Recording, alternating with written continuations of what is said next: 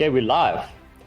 And here's my intro. Okay, Prof Noakes is joining us back to the Real Meal Revolution for a little cameo. But I wanted to give a proper intro because everyone sees Prof Noakes as like the banting guru. I don't think people necessarily realize, and this is more like a point of clarity because everyone who I've heard talk about Prof Noakes over the last 10 years has said stuff like, he's not a doctor, he's a sports scientist. so before I let you speak, I need to just say this. So Prof Noakes, medical doctor, okay, PhD in, like an actual PhD, and then also given an honorary PhD or honorary doctorate, professor, the Order of Mapungubwe, which is basically the South African version of being knighted. Knight Prof Noakes, and the author of 11 books, 2 of which I was very fortunate to be involved in. So Prof Noakes is a scientific badass and a truly great South African. Very well known for banting, but things that people don't know about Prof is that he is also famous for challenging the beliefs about rugby, for challenging beliefs about cricket, for coining the phrase hypernatremia, or at least challenging beliefs about hydration, coining the phrase anticipatory thermogenesis, which is also an insane phenomenon with Lewis Pugh.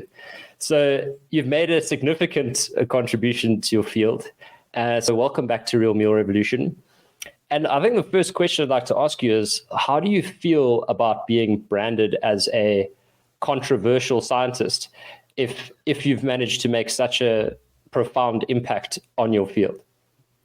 Yeah, well, thanks, Jono. Thanks for the introduction. I might just add that I have a Doctor of Science, which is the highest degree given by the University of Cape Town, and which always makes me laugh because I get criticized daily on Twitter for not being a scientist by people who haven't first knew what science is. So science, you see, the problem is that we've given up on science, medical science. When you go to medical school, you're no longer allowed to question. You're told in an authoritarian way, this is the truth. And that's what we discovered when we wrote the book. We were challenging the authority. And of course, what happened? So they took me to court on that one. And so because they couldn't accept that what I was saying was true because they weren't allowed to say it. So science is about skepticism. It's questioning. Yeah. How do we go forward if we don't question? And I was always interested in the questions. I mean, I said I'd much rather write the textbook than learn the textbook. And you reach a point in medicine where you decide, are you going to become a specialist? What that means literally is you take a textbook with about 3,000 pages and you learn every word in that textbook because you could be questioned on anything. And I remember there were if you come to a doctor with a temperature, there are about 100 causes. And that's called pyrexia of unknown origin. And the person who can remember the 100th is the really clever guy, you see.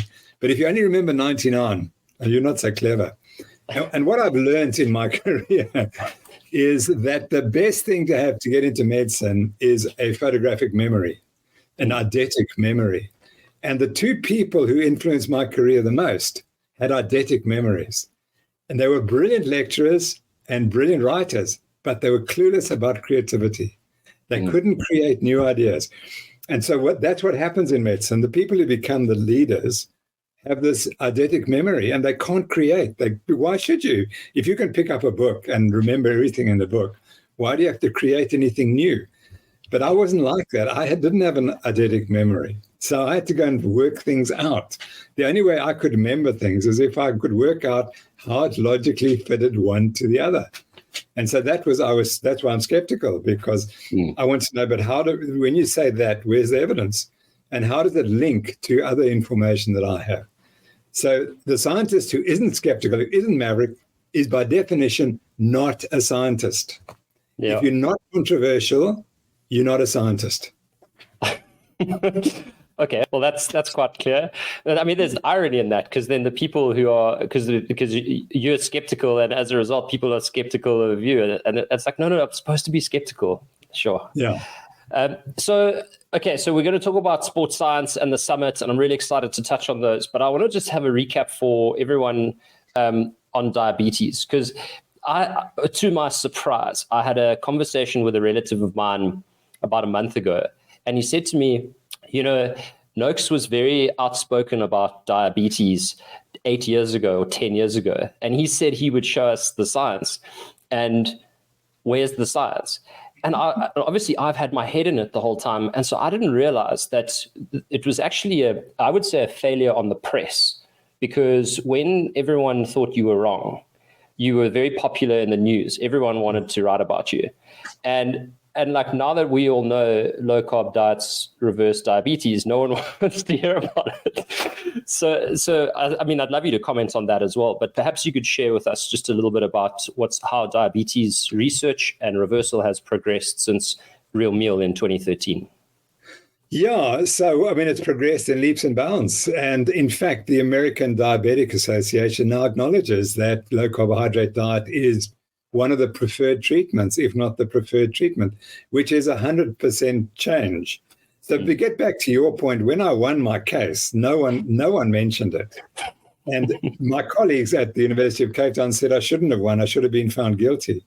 But they hadn't bothered to come and read the information. But why do they say that? And it's remained simple. And I can guarantee the person who spoke to you has a massive conflict of interest because he is controlled by the pharmaceutical industry and he must prescribe insulin for his diabetic patients. And for someone in that position to mention the word Nokes or low carbohydrate is suicide. It's professional suicide. So, and now we come back to the science. These people do not know. They never read the science. They have no clue. I remember when I was giving one lecture and a guy who tackled me afterwards, and he's one of the captured scientists, local captured doctors. He said, "But you don't know the literature." And I said, please. How many books have I read on this topic? Thousands. How many articles do I have? I pick up 3 or 4 new articles every day. I've got tens of thousands of articles in my index. And these people have none because they don't have to have any, because when they go to work each day, they repeat exactly what they said yesterday and what they said 10 years ago, and nothing changes. Can you honestly tell me that medical practice shouldn't change? Of course it should. So the answer, let's go back to your question. Atkins in the 1990s is reversing diabetes with this diet. And the story really takes off. What really changed everything was one day in Duke University, Dr. Eric Westman, who's running a clinic there, a lady comes into him and he says, "You've lost a lot of weight." So she said, "Yes, I went on the Atkins diet." So he said to her, "You can't go on the Atkins diet, it's going to kill you from cholesterol and so on." So she said, "Doc, why don't you measure my blood cholesterol concentration?" So he said, "That's a good idea." So he does it and it's normal. So then he says, "Oh my gosh, how can you have a normal cholesterol eating a high-fat diet?" So then he decides, well, I better go and see Atkins. So he could have done 2 things. He could have just discounted it. Yeah. But because he's more of a maverick and he questions, he said, okay, I must go to the source. So he flies to New York and meets Atkins. When he meets him, he's convinced this guy's a quack before that, because that's what he's been told. He reads the Journal of the American Medical Association, which says that Atkins is a quack and the diet's dangerous. Yeah. Anyway, and then he sees all these patients and they've reversed their diabetes. And Atkins introduces them and they say, yes, hello, Dr. Westman, my name is so-and-so. I reversed my diabetes on this diet. So Eric says, well, that's no good. Where's the hard evidence? And Atkins says, well, I don't have any. I've got all these people. So Westman said, give me the money and I'll prove that you are reversing the diabetes, or at least I can judge it. So Atkins sets up a foundation, funds Westman, and Westman then does the first trial.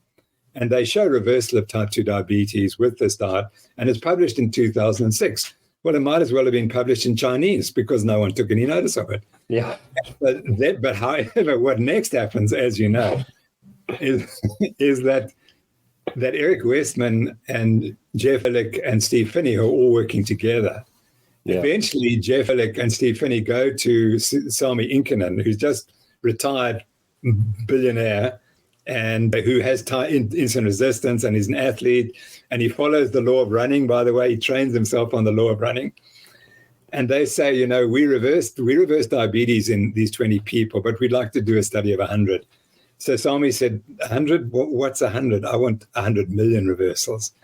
So then they started the company Verta Health. And they started in 2015, 2016. And it's now already rated a company worth $3 billion or more already. And that's how it's grown, because they're providing services that reverse type 2 diabetes, and they publish the evidence. So and they found that 90% of the patients could stop taking insulin. And that's the key. Once you get off insulin, you're going to start improving your health. So there's that study. And then there are about 10 other studies which have been published showing reversal. And we did it here, as I think you know. Yeah. We had 28 people came to us and said they'd reversed their diabetes by reading your book, and which is amazing. How do you reverse your book diabetes just by reading a book? Anyway, it turned out that 75% of them had retained, they were in remission. Some had reversed completely, some like myself still take medication. So it's not called complete reversal, we're in remission. And 7 hadn't, because they hadn't followed the diet. And what we found in that study was that the people who reversed were the ones who got control of their eating disorders, i.e. their cravings and so on. And that was the key. If you controlled your cravings, your diabetes reversed. It wasn't taking the medicines and taking the insulin and controlling your glucose. No, you can't control your glucose if you can't first control the eating disorder, which is what's driving the diabetes, and which is the food addiction, which I had, and which I guess most people who are obese have got that problem. Yeah. So there is a bucket of evidence. And in fact, now it's criminal negligence. It's criminal negligence for that person to say that to you if he's a medical doctor, because he should be treating every patient with this diet. Because if he doesn't treat them like that, they will die of the complications. And no one ever talks about that. Yeah. So one of the things that a doctor would have to admit if they agreed with the new model of treating diabetes is that they've prescribed the wrong way in the past, and it's caused harm, or at least not helped their patients in the past. And so the older the doctor, the more fatalities under their belt. Is that right? Yeah, and it's very difficult to admit that you've made that error. So you forced me into to acknowledging my error, because I realized that I'd written this book, The Law of Running, which advocated the high carbohydrate diet. Yeah. And now we're seeing it. We're seeing all the diabetes occurring in the athletes who were following my diet 20, 30 years ago. Yeah. And who haven't learned that if you're going to eat a high carbohydrate diet and you're insulin resistant, you're going to get type 2 diabetes in due course, as I did, and unless you change. And so for me, it was fortunately, I wasn't directly in medical practice at the time. So perhaps it was a little bit easier for me to acknowledge the problem. But I must say, I never believed what would happen, for telling the truth, and to see what happened as a consequence of that. Well, and I suppose, definitely there's been good and bad, but I would say it's a net positive. Definitely a net positive. Yeah. Absolutely. So, Prof, you said that you spoke about researching. Now, obviously, I know you've started the Nokes Foundation, and then there's Nutrition Network, and then there's ABSA. Could you just explain how those organizations work and what they are? Yeah, well, it's all up to you again. You're responsible because I'd be nicely sitting in retirement if it wasn't for you. I could go out to the beach and surf all day, but now I have to work. So you recall that when Real Meal Revolution sold so many copies, we got huge royalties. And as a consequence, I didn't want to take that money to my own account. So I formed a trust, and that trust then we decided to put into form the Nokes Foundation. And it was you who told us you need to employ Jane to run the Nokes Foundation. And so we did that with no idea of where it would lead. Originally, I was so angry at that time about the science of it, because I could see the science was clear. So I said, well, let's bombard the world with science, and particularly the people in South Africa who'd attacked us, because I could see they had no interest in science whatsoever. And I think, as you know, you were at the trial. And the people that we were arguing with had absolutely zero interest. The dietitians had no interest in science at all. They wanted blood. They wanted blood. That's it. They had no knowledge about the low carbohydrate diet, and they suffered as a consequence. So my goal at the time was, okay, let's form the Nokes Foundation. It's now going to do lovely new research on the benefits of the low carbohydrate diet. And the reality is we did do some good studies, but we found that they're incredibly expensive to fund a research team to do research of that kind, it's hugely expensive. And we eventually began to realize that probably the answers have been provided. The answers about the benefits of the low carbohydrate are now in the literature, and they are being provided by people like David Ludwig at Harvard, who's done some fabulous studies, which we could never, ever have considered doing them.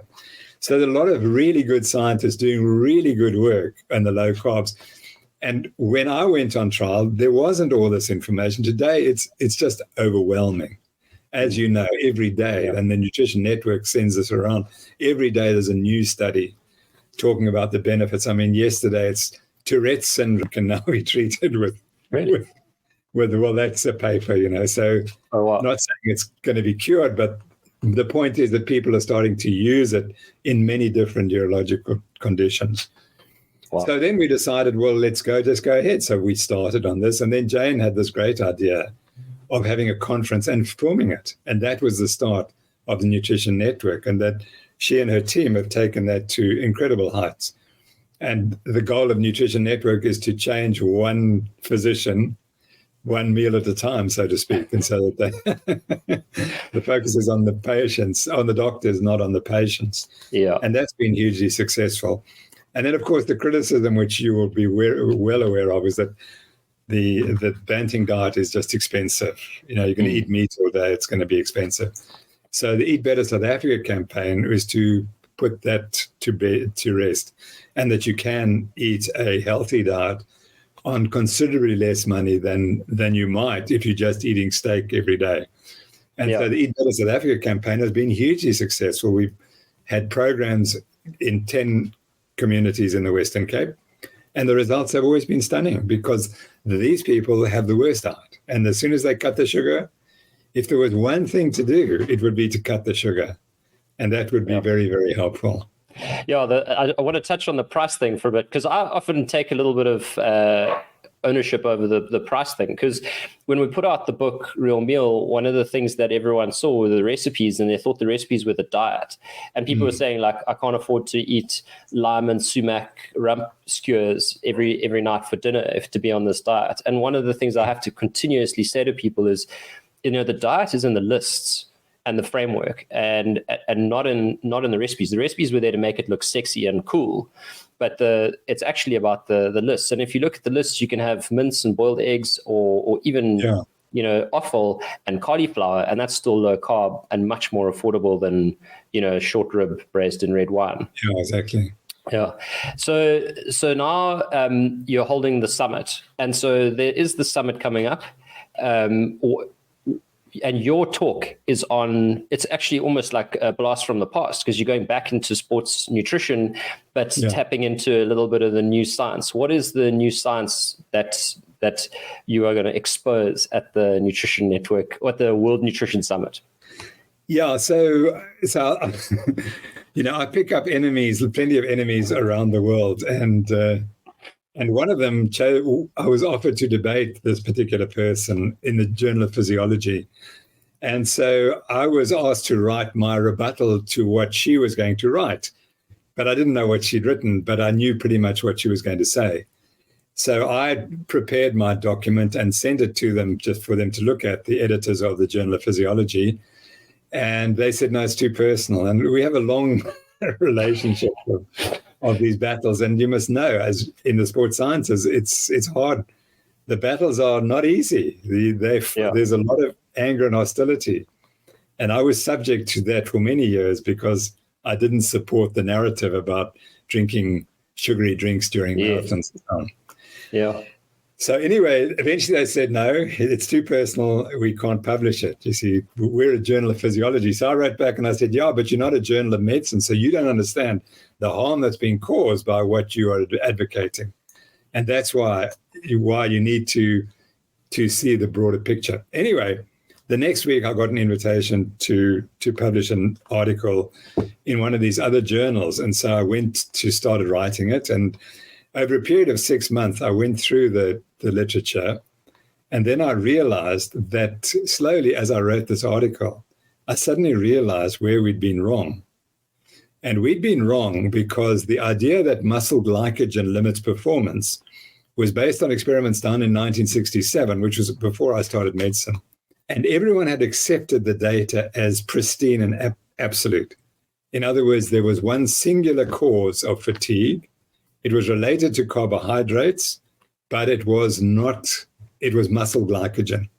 So once you ran out of muscle glycogen, you were in trouble.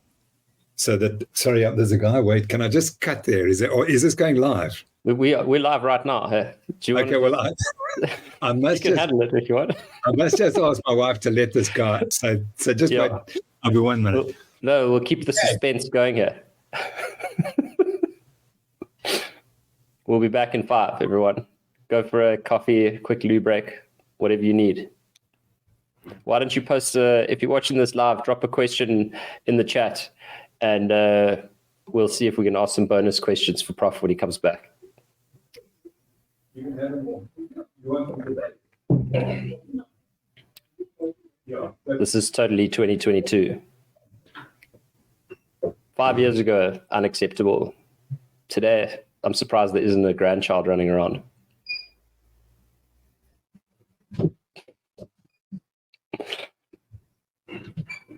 Just leave the box. Okay? Just take them, but leave the box. So you get the next week. Just toss it there. Go.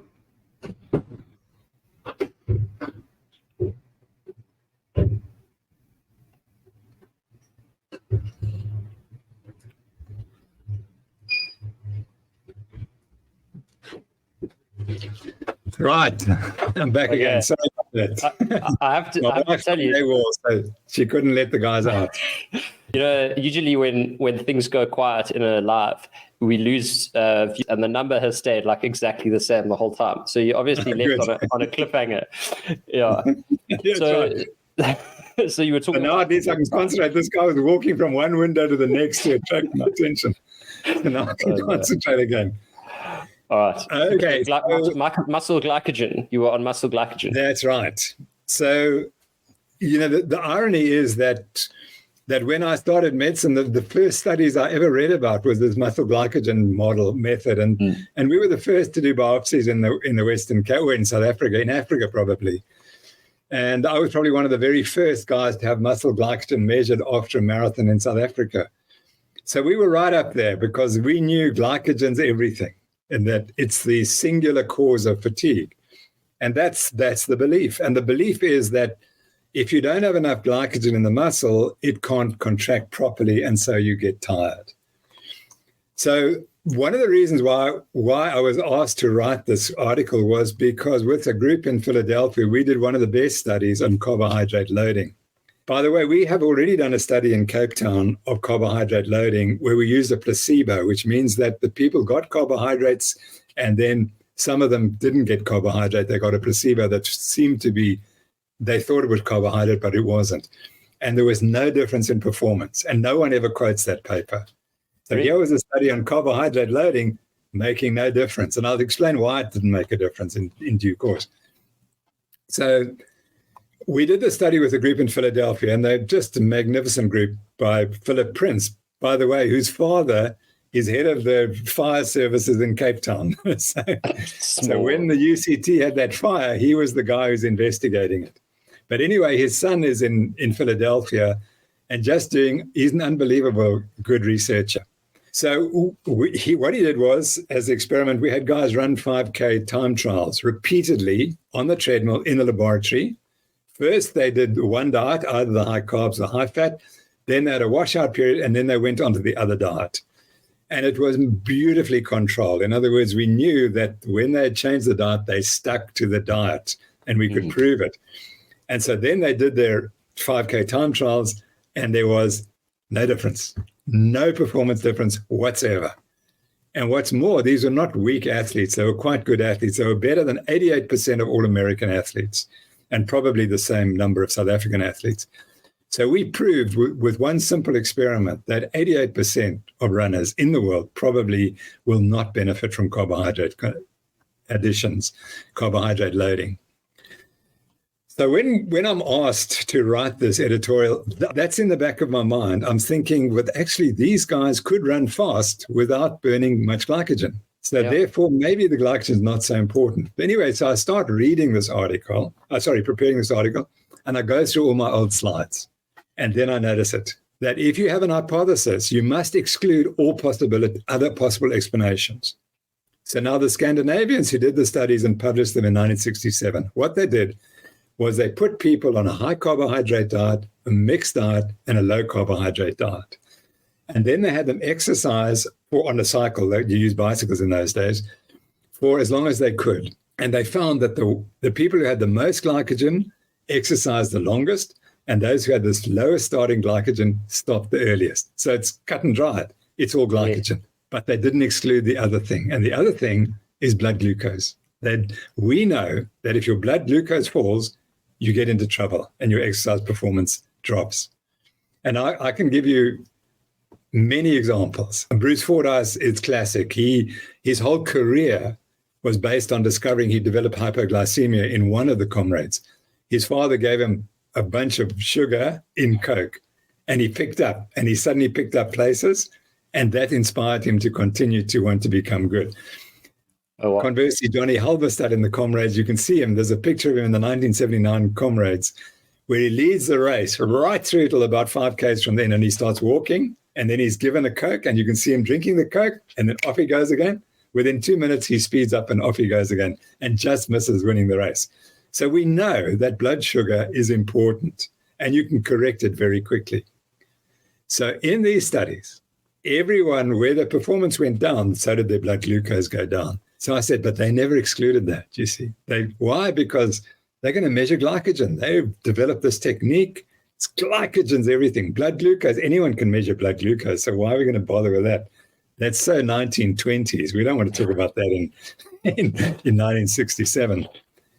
So the blood glucose gets forgotten. So then I go through all the literature that's been published, and every single time, whether there's a difference in performance between a group who are eating a lot of carbohydrate or taking carbohydrate when they're exercising, if they perform better than the control group, then in every case, the control group's blood glucose fell. So you can't exclude that it wasn't the blood glucose dropping. Then I show a whole lot of studies where they measure glucose continuously and performance at the same time. And you see, as soon as the blood glucose starts to fall, the performance starts to fall. And therefore, that is acting in the central governor model, that what's happening is the blood glucose is falling, and the brain is not stupid. The brain knows what's going to damage me is if I don't get enough glucose. Because for most people eating high carbohydrate diets, the brain is glucose dependent. It can't burn ketones, the alternative. And so the brain starts to measure and seeing, oh, my glucose is going down. Where's the glucose escaping to? That's what the brain says. Where's all this glucose escaping? It's going to the muscles. What's the solution? I must slow the athlete down to save myself. And then eventually you collapse and fall over unconscious. And then the glucose will very quickly rise again and your brain will be saved. So going through the whole, I present all the evidence. And one of the best studies was done by my great friend, David Costello.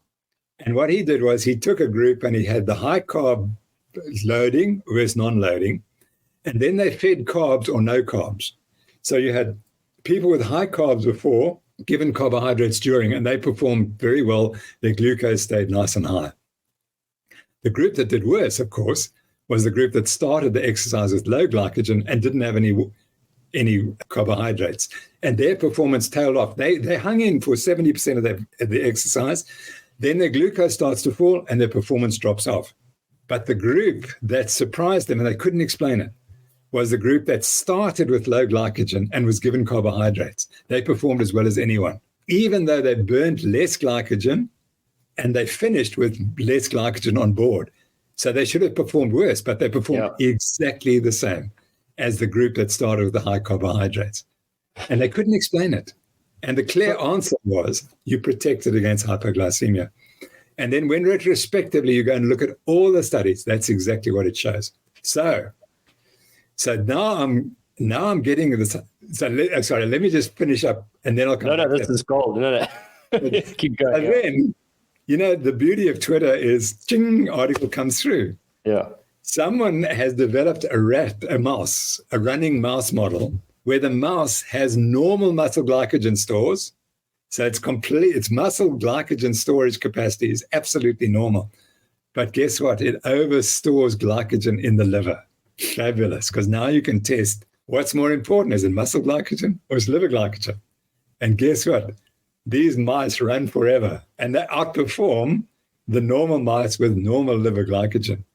And they control their blood glucose and they run substantially longer. And at exhaustion, the muscle glycogen is identical, but the liver glycogen is higher and the glucose is higher in the mice with this special adaptation.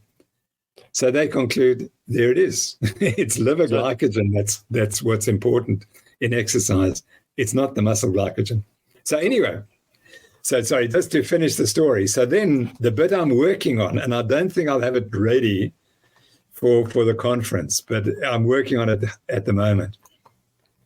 So now I know we did some fabulous work, my team, Andrew Bosch and Sandy Welton and John Hawley and Laurie Rauch. They did some of the best carbohydrate studies in the 1980s and the 1990s. They were absolutely leading the field.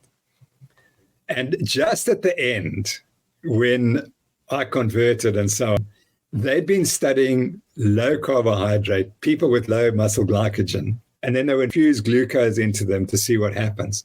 And they were trying to explain, why do people develop hypoglycemia during exercise? But we terminated it, unfortunately, because if we were to start again, I'd know exactly what to do. But however, so I asked the question, you cannot protect muscle glycogen during exercise. It just burns up like this. And the more you start with, the more quickly you burn it. And I said, but why wouldn't you want to protect muscle glycogen? You'd think that you want to spare it so you can exercise for longer. Yeah. And then I asked the question, what about blood glucose? You see, which is separate. So when you're exercising, you're breaking down carbohydrate in the muscles, and then you're releasing it from the liver into the bloodstream. And that's being used as well to fuel the activity. And what I observed is, we know that as you exercise for longer, your rate of carbohydrate oxidation, that's the total carbohydrate oxidation, goes down because you've got less glycogen to burn. And I asked the question, but what happens to blood glucose oxidation? Because now you would not want that to go during exercise. You'd want it to come down, obviously, because otherwise you're going to become hypoglycemic earlier. And we have the data. Those guys had done the data in the 1980s, in the 1990s. And guess what happens? It doesn't matter what you do, if you carbohydrate load or you carbohydrate deplete, etc. As your muscle glycogen is coming down, your blood glucose oxidation is going up. And that's a disaster, because that means you must become hypoglycemic. So then I asked the question, why wouldn't you protect blood glucose? Why would you allow it to rise substantially? And anything you do, it's still going to rise. And the answer is because that's the obligatory brain glucose that you require for your brain to function.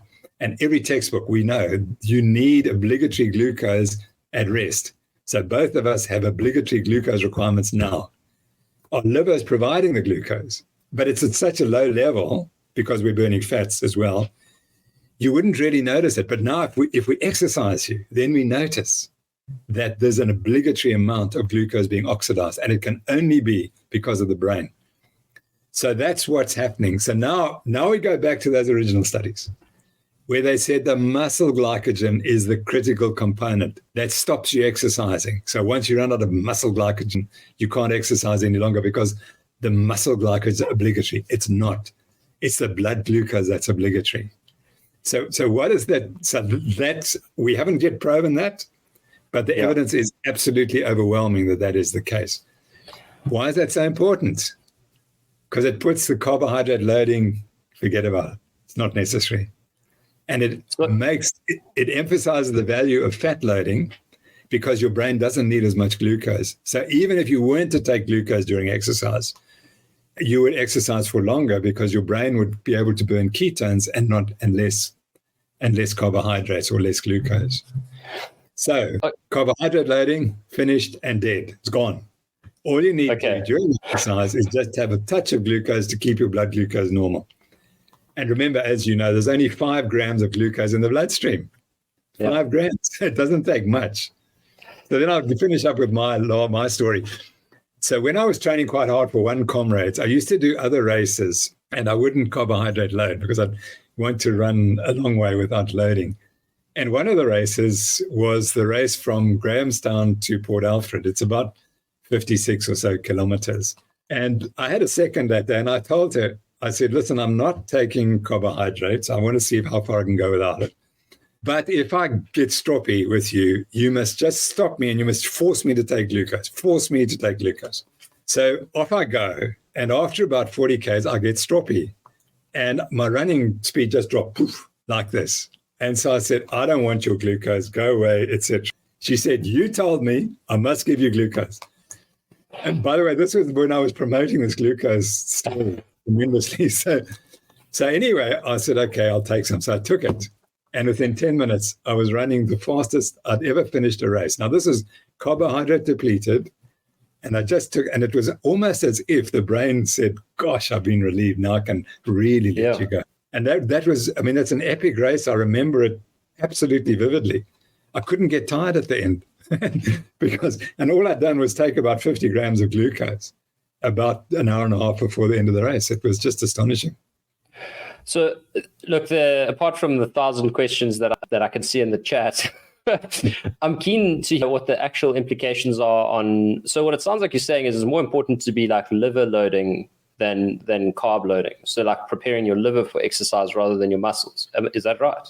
Yeah, that's absolutely correct. So, you want to make sure that you get lots of glycogen in the liver, or else reduce the amount of glucose that's being used from the bloodstream. And the only way you can do that is become fat adapted. But my point is, and I'm sorry, this is another very important point. In all the studies where glucose helps, it's like 100 grams is all you need. Okay. But yet, if you go and carbohydrate load, you'll eat an extra kilogram or 2 in the last 3 days. So why do you need a kilogram or 2 of carbohydrate when, in fact, during the race, you only need 100 grams? And that's the discrepancy. So we've wasted our time and we've harmed people by telling them, like, I'm sorry, I did, not you. I told them to eat kilograms of carbohydrates in the last 3 days before the race, when all they need is a few hundred grams during the race and they'll be fine. Yeah. Well, so there's a few more questions come up there. And one of them for me is around just overwhelmed there actually. But like so questions we've got are about like pre-workout, during workout, post-workout. Does that all fall away just because it's absolutely sitting in your body anyway? I mean, yeah, because your performance will only be affected if your blood glucose starts to fall. And it's very difficult to get your blood glucose to fall if you're eating normally and like say you have breakfast. I mean, it's almost impossible to become hypoglycemic without doing 3 or 4 or 5 hours of exercise. You know, it's funny because when we tried to prove hypoglycemia was an issue, I mean, the very first comrades that Bruce won, 1981, we were in the medical tent measuring blood glucose levels at the finish, and we found plenty of hypoglycemia just by the by. But Bruce wasn't one of them. So you know, we were thinking along those lines, and then we studied people in marathons in the Two Oceans and another marathon in Cape Town, but we could never find hypoglycemia, even though these people, well, they were taking carbohydrates, but by the time the carbohydrates came along, just a few Cokes on the road, and you wouldn't become hypoglycemic. So it's very difficult to become hypoglycemic. What is the difference between the endurance athlete and the explosive athlete, like even a rugby player or maybe even a sprinter in this sort of model? Yeah, no, thank you. So now what Philip Prince is doing, what the next study we're doing, is we said, okay, if it doesn't work at 5Ks, what about 1K? So, sorry, 1 mile. So we're doing studies at the 1 mile, and I can't tell you the results, but I'm smiling so you can get the message. Because the results haven't gone through publication as yet, and they're not complete because we've only done the first half. But if the second half holds up, there's some big surprises to come. And one of the benefits of the low-carb diet is you lose visceral fat and you become thinner, and you cannot lose visceral fat on a high-carbohydrate diet. So however athletic you are, if you're eating a high-carb diet, you're carrying a kilogram, however lean and athletic you look, you're still carrying 1 or 2 kilograms of extra weight. And that's going to make a difference in all running events or cycling if you have to go uphill. That extra kilogram or two is going to make a difference. And let's remember, Chris Froome became the world champion that he is when he lost 8 kilograms by going onto this diet. And because that 8 kilograms just made him, he was a brilliant athlete, but he was just too heavy to be competitive. So that's one of the advantages. And I think we're going to find that there's no need for extra carbohydrate in the muscles for them to work perfectly well. So just to touch on genetics here, because I obviously chat to people all the time and there's preference. So I personally battled to become a fat adapted athlete. I mean, even when I was training for that swim, I mean, I think I escalated my mileage faster than I could convert to becoming fat adapted. And I have many friends who've said even over 6 months. In fact, my sister-in-law, she trained for the Otter Trail and an African X. She's a big-time trail runner. And she said when she was banting, she'd never felt so good in general. So sleeping better, like all sorts of, all the normal health stuff everyone reports, skin looking amazing, glowing, radiant, etc. But she said her running was like totally flat. She said she actually is the only race she ever conked out of was the Otter Trail Marathon or whatever it is. But outside of that, she was really healthy. So is there a place where perhaps it's not ideal for athletic performance, but is good for health? Yeah, absolutely. I mean, we don't know all the intricate metabolism of the muscles and how it can be different variants. There are so many variants. So yes, I've heard those stories and I believe them completely. And so I remember one guy who said he cut his carbs to 25 grams a day and he couldn't get out of bed in the morning. So I said, maybe you should increase the carbs. He went back to 100 and he was perfect. He started performing better. So yes, that's a very important point to make, that there is going to be individual variability and there are muscle variants. Let me give you an example. A guy came to us when I was still working at Sports Science and he said, alcohol makes me perform better. So we said, but that's not possible. He said, well, I've told the doctors this and they all said I'm an alcoholic. And he said, so what happened was he got drunk. He's got a muscle disorder. He said, there's something wrong with me, but I've got very bad endurance. And so he couldn't even swim 2 or 3 lengths of the pool without getting tired. So one day he was drunk the night before and he went and swam the next morning and he swam 10 lengths. And he said, something happened. And eventually he noticed that if he drank beer before he went and swam, he could swim further. So of course, this is nonsense, but fortunately being a scientist, we can test it. So we gave him placebo alcohol and proper alcohol, and he always performed better on the alcohol. But then we saw, then maybe he could smell it or something. So then we put a tube into his stomach. So he didn't know what we were putting in. And we would put alcohol in and he'd get better. And so then we did the final test, which was one of the funniest things we've ever done in my medical career. So we went to Critical Care Hospital and said, listen, we need some 100% alcohol. Why? No, because we need to infuse it into this guy's bloodstream. So they said, well, we can only legally give you 6 of these little tubes because if you give him more than 6, he's going to die. So we mixed up a mixture and we put them in an intravenous tubing and we mixed it with the saline. And I was in charge of rate of delivery, because if we gave too much, he might die. So he's had to take responsibility. So we let it come in at a certain rate, and we noticed that he started to tire. So I decided, well, better increase the rate of pulling it in. And as soon as I increased the rate, he got less tired and he could perform better. So eventually we gave him all 6 vials, which was enough to make him absolutely intoxicated. It was as if nothing had happened. So he was utilizing this alcohol for his metabolism and it was substituting for something else. And we never worked out what it was. But that's exactly your sister-in-law. Yeah. Could have some defect of metabolism where she has to have carbohydrate. He had to have alcohol because he had some other defect. And the alcohol corrected that defect in some way. And your sister-in-law would be exactly the same. She needs carbohydrate to allow her muscles to work properly. And it would be fantastic to be able to find out what is that core, what is that mechanism. You don't think that you just totally wiped out that central governor system? So there was nothing telling him to slow down because you just turned off the switch. No, well, I'll tell you what did happen.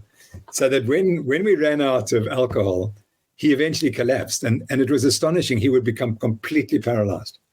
So at the end of the exercise, normally if you finish exercise, you're exhausted, you're hyperventilating, and you sort of stumble off. This guy could not move. We had to carry him.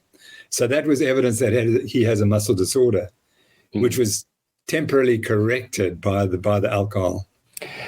Okay, so the last question really is around let's just get back to the blood glucose versus glycogen, which is quite a sort of, it's a thinker. But what are the implications for your diet? So what does one eat on the day of exercise or the day before? Or I'm kind of like, I'm a bit lost now, What does one do then? Okay, so, I think the evidence is if it's an endurance event, fat adaptation is beneficial because it's going to allow your brain to cope with the ketones. And, a lot of the people who tell us the benefits of the diet is they don't have to take all that carbohydrate all the time. They don't have to worry about where it is. And I suspect that they can actually get by without carbohydrates if they really wanted to, because the brain can be adapted. So, you see, what the fat adapting diet does is it makes your brain more metabolically flexible. And that's the point we need to make. It doesn't just need carbohydrates. It can burn anything. It can burn carbohydrates or fat. So it's metabolically flexible. And in fact, that's what happens to your muscles as well. They become metabolically flexible. They're just not dependent on carbohydrate.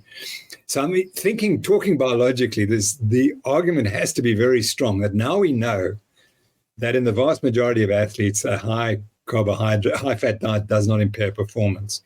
Then there are many benefits for eating a high fat diet. So I think if you're fat adapted, you should eat a bit of carbohydrate the day before or the morning to get your liver glucose filled.